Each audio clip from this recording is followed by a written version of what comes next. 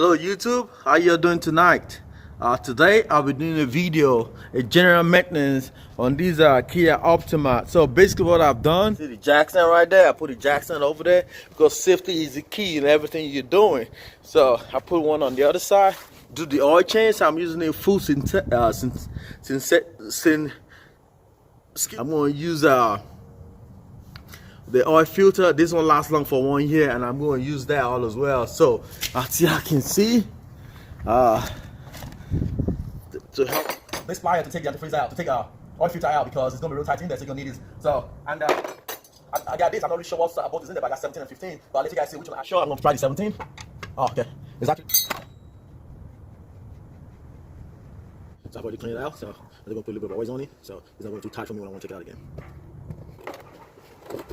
So that's clean.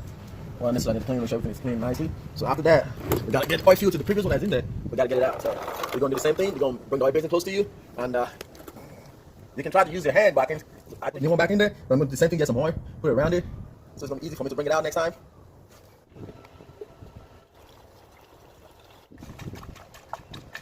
This one is the turbo engine. That's the top of the line. All right, guys, like this video. Please comment on it.